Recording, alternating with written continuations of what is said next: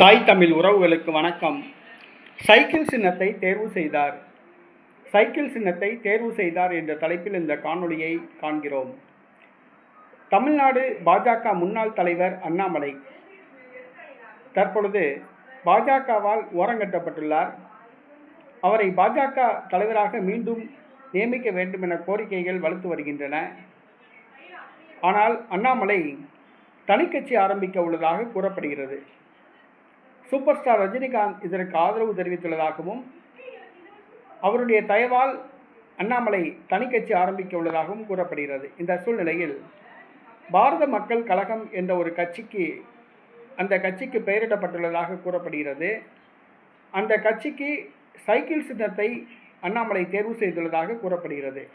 இந்திய தேர்தல் ஆணையத்திடம் பாரத மக்கள் கழகத்தை பதிவு செய்து அண்ணாமலை சைக்கிள் சின்னத்தை தங்கள் கட்சிக்கு தருமாறு விண்ணப்பித்துள்ளதாக கூறப்படுகிறது. சைக்கிள் சின்னம் முன்பு தமிழ் மாநில காங்கிரஸ் கட்சி போட்டியிட்ட சின்னம். தற்பொழுது எந்த கட்சியிடமும் அந்த சின்னம் இல்லை. தற்பொழுது சைக்கிள் சின்னத்தை கேட்டு அண்ணாமலை விண்ணப்பித்துள்ளார் என்று கூறப்படுகிறது. ஜூன் மாதம் 4ஆம் தேதி தனது பிறந்தநாள் அன்று புதிய கட்சியின் பெயரை அவர் அறிவிக்கிறார் என்றும் தனது கட்சியின் சின்னத்தையும் அறிவிக்கிறார் என்றும் கூறப்படுகிறது. திருச்சி கிழக்கு தொகுதியில் இடைத்தேர்தலில் அவர் போட்டியிடுவாரா என்பது தெரியவில்லை.